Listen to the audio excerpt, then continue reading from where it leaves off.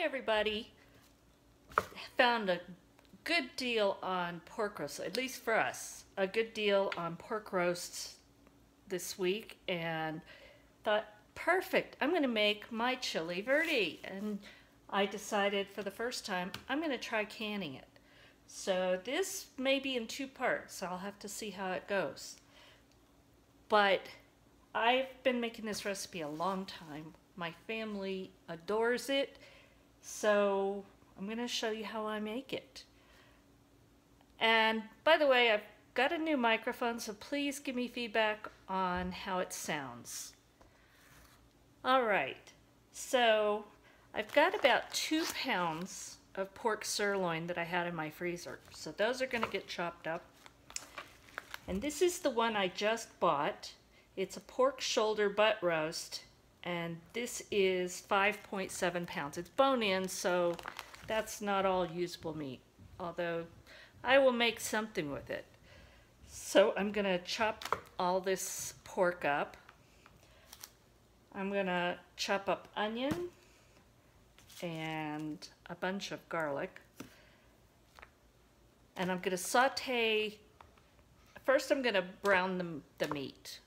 Once I've got it chopped in cubes, I'm going to brown that and set it to the side to stay warm.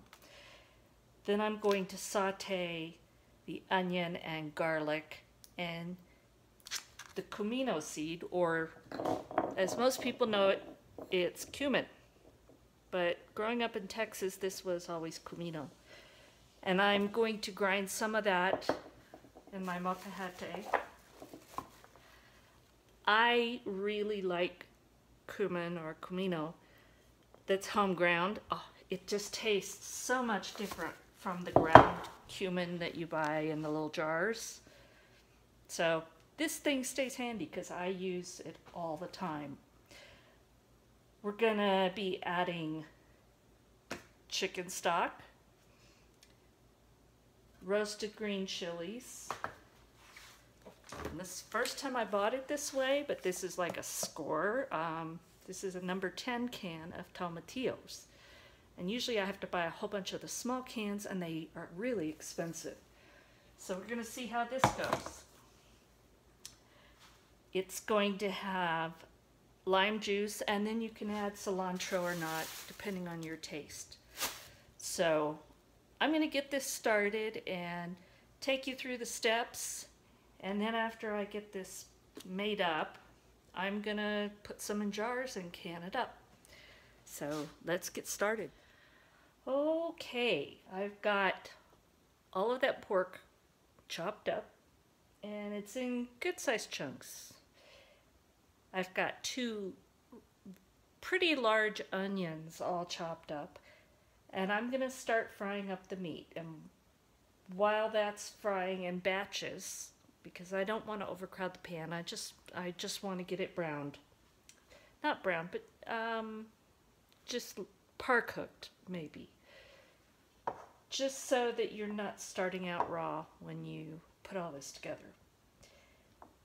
While that is cooking, I'm going to get probably all of this garlic because we like a lot of garlic flavor. I'll get that all peeled and chopped up, and I will get the tomatillos prepared. And mostly with canned tomatillos, what you're really doing is you're slipping them out of their skins because you don't want that texture. So I'm going to slip them out of that. They don't have to be chopped up. I'm going to take out anything like a core that seems hard or anything like that, but mostly I'm going to get the skins off.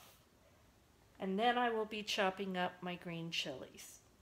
So this is all kind of going at the same time, but the main thing is get the meat ready to start browning in batches and get the onion chopped up. So that's what we're going to do now. All right, so I've got my meat done. Let me show you.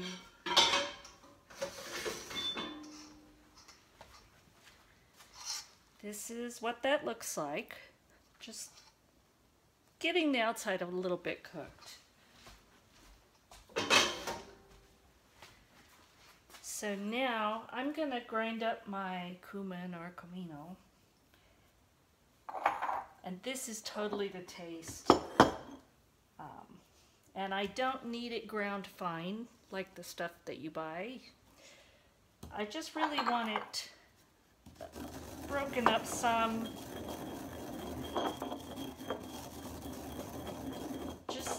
Just enough to bring the size down a little, because let me see if I can show you the seeds. They're not huge, but we want to break those up a little, smash them, and that also releases the oils. And I want to get this part done because when I saute the onions and garlic, this is going to go in with it and it's going to release all that flavor and get kind of toasty. So I want to have this part ready. And I don't know about you, I grew up using one of these, the molcajete, and I love it. It's been something that I've always kept in my kitchen. In fact, I didn't even know that comino was cumin when I grew up, because in Texas, that's what it is on the shelf. You'll see it's labeled comino. This is just part of what I grew up with. So that's what it looks like. And I'm just going to set that to the side. In the meantime, I've opened my can of tomatillos.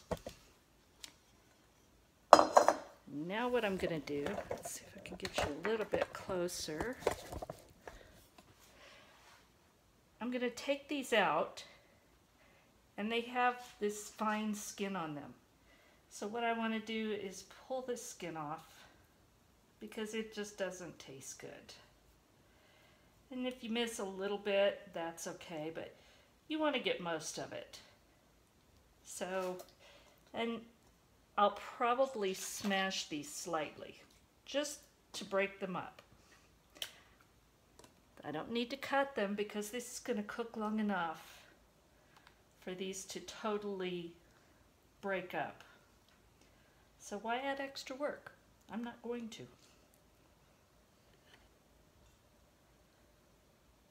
So I'm going to go through and do this to this whole can, because I want to have this ready as soon as my onions and garlic are sauteed, kind of translucent. So I'm going to get this done, and then I'll show you what the next step is.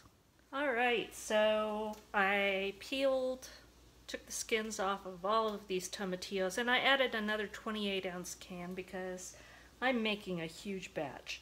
So I want to have plenty because I'm going to can it. So now I've got the fat that was left, and I added just a touch in the pan, getting hot. And I'm going to add all of this onion.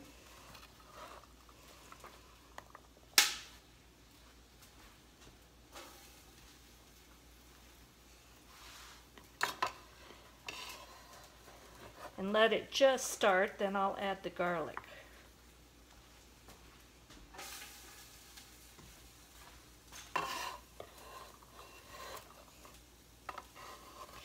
And this right here, this was, well, you can't see it still. I just have too much stuff here. This was the 2 heads of garlic, and these came out of my garden. So most of this meal is from my pantry and freezer. I did buy the 1 roast.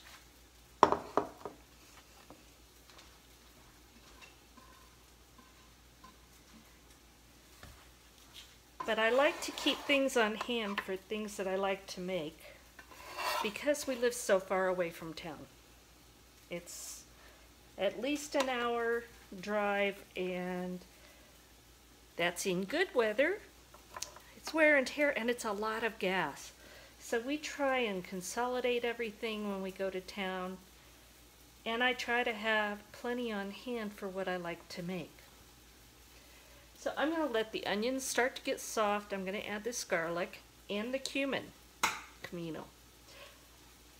I'm going to let that get nice and fragrant, and then I'm going to add the tomatillos.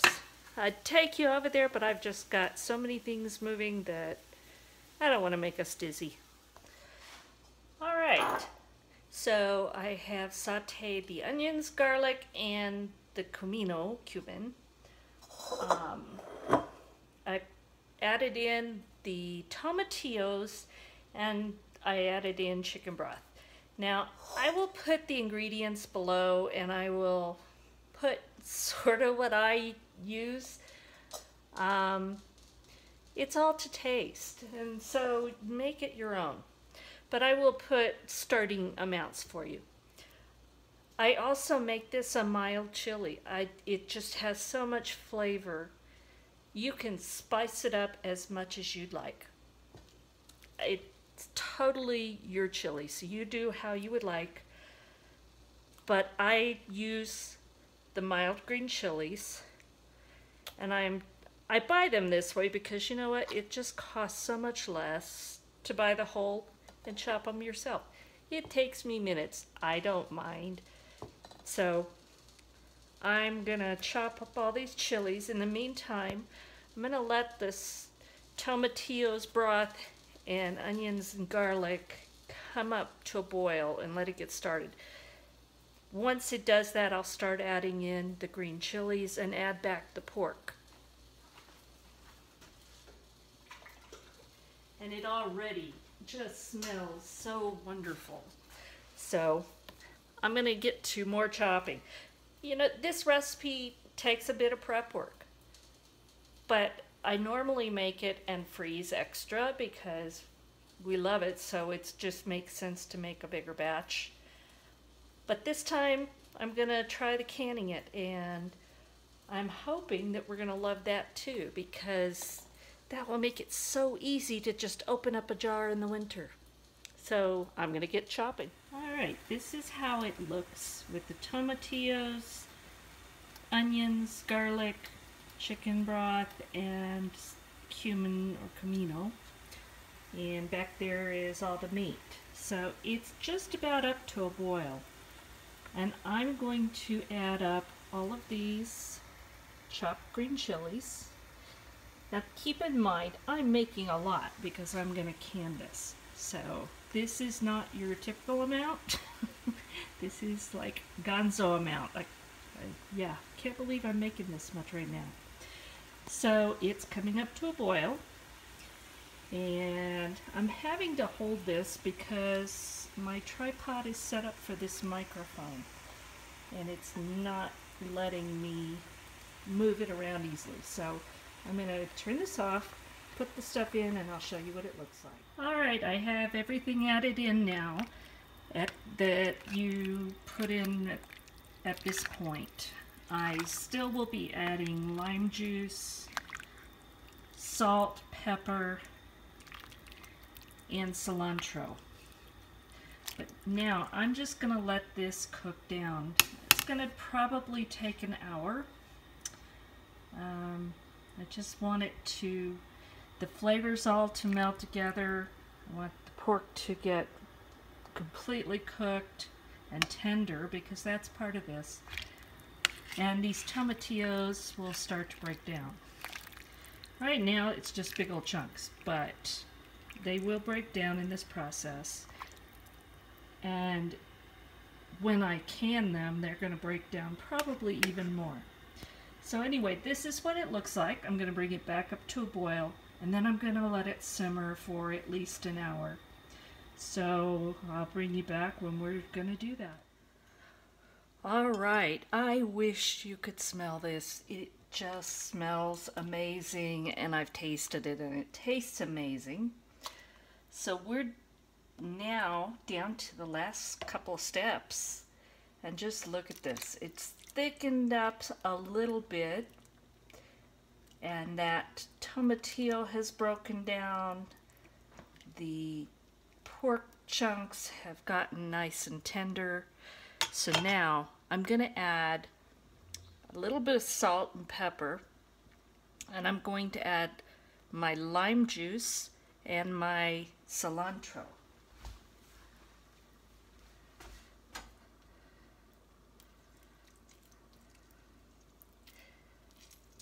And even without this, it just is so tasty, but this just gives it that added little bit that makes it so good. And all of this is to taste.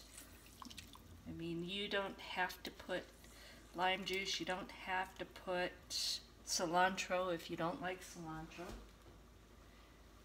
We do, and it adds so much to the flavor. All right.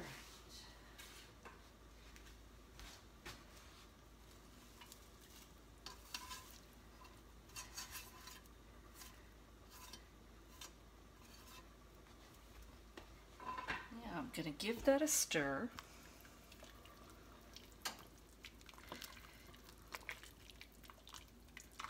Going to add some salt and pepper, and I'm going to use sea salt.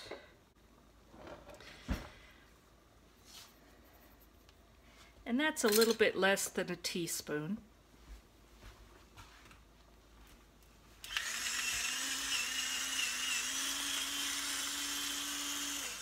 Oh, my pepper grinder's empty. Okay, well, I'll have to go back and add that. But I'll show you this when I bring it up into the bowls to serve for dinner. And then I think I'm gonna do a second video to show you the canning process. So, and then we'll, I'm sure, have a taste test of that one, because this, I can't wait to try the canned product. So, let me go fill my pepper grinder. Okay, so here it is. I've put a little bit more fresh cilantro on top, some of the tomatoes that came out of my garden, and some avocado. You can put cheese on it if you like cheese. So this is just so good. It's so much flavor, and it's perfect for these cooler nights. So I'm going to have a taste, and then as soon as we eat, I'm going to go can this up, and I will do a video to show you how that goes and also tell you how it tastes.